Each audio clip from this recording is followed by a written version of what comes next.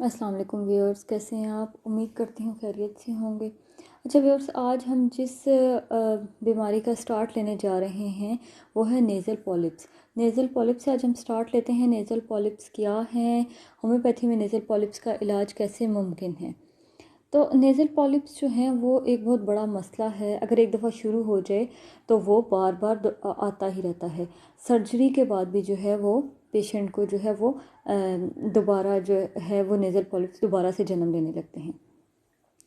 तो nasal polyps के बारे में जानने के लिए कि नेज़ल पॉलिप्स क्या हैं, तो पहले उसके बारे में मैं आपको डिफ़ाइन कर देती हूँ कि नेज़ल पॉलिप्स असल में होते क्या हैं।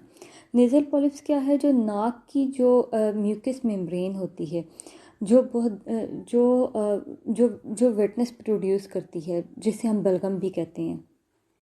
तो ये जो बलगम प्रोड्यूस होती रहती है वो आहिस्ता आहिस्ता कुछ अरसों या कुछ महीनों के बाद जो है ये नाक में जो है वो एलर्जी डेवलप करना शुरू कर देती है, और नाक की जो म्यूकस मेम्ब्रेन है वो कॉन्टीन्यूसली जो है इरिटेट होती रहती है। ठीक है, तो इससे ये नाक में जो है ओवर ग्रोथ स्टार्ट हो जाती है, ओवर ग्रोथ स्टार्ट कर देती है।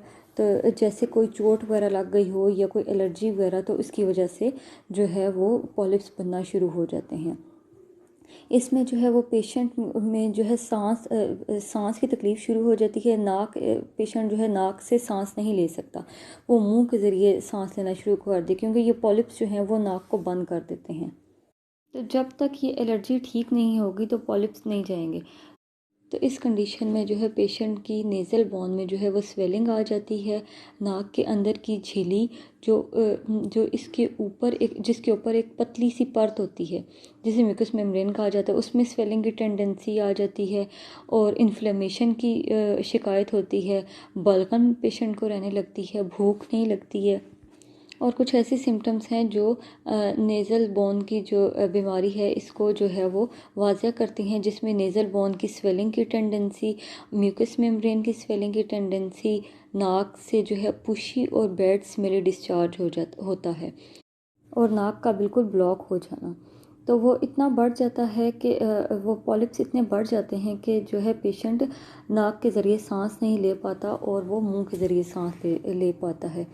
और कुछ केसेस में ये ब्लॉकेज इतनी सीवियर और डेंजर हो जाती है कि पेशेंट जो है नाक के ज़रिए बिल्कुल भी सांस नहीं ले सकता, वो सिर्फ मुंह के ज़रिए ही सांस ले सकता है।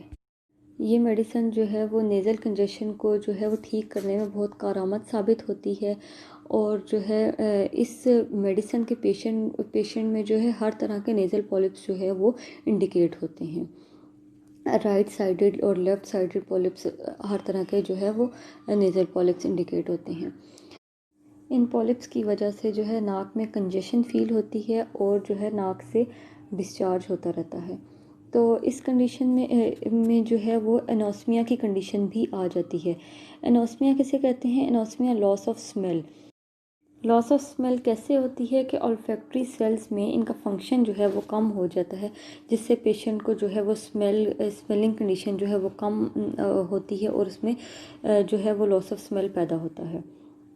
तो इन तमाम नेज़ल पॉलिप्स और नाक की तमाम इन बीमारियों में जो है हम लेमना माइनोर जो है वो बहुत अच्छा काम करती है। पेशेंट को जो है 30 पोटेंसी में अगर हम पेशेंट को दें 5 to 7 ड्रॉप्स जो है वो सुबह और शाम, सुबह दोपहर शाम जो है वो 3 टाइम जो है पेशेंट को 5 to 7 ड्रॉप्स दें, तो इससे पेशेंट की नेज़ल डिज़ीज़ में जो है वो बहुत अफाका होगा, और पेशेंट की जो है वो बहुत से नेज़ल जो है मसाइल वो हल होंगे। तो दोस्तों, अब मैं उम्मीद करती हूँ को आपको मेरी ये आज की जो है मेडिसिन इसके बारे में समझ भी आई होगी और आपने इसके बारे में जाना भी होगा। तो जिन्होंने मेरा चैनल सब्सक्राइब नहीं किया वो बराए मेहरबानी मेरा चैनल सब्सक्राइब कर दें और मेरी वीडियो को लाइक कर दें। बहुत शुक्रिया।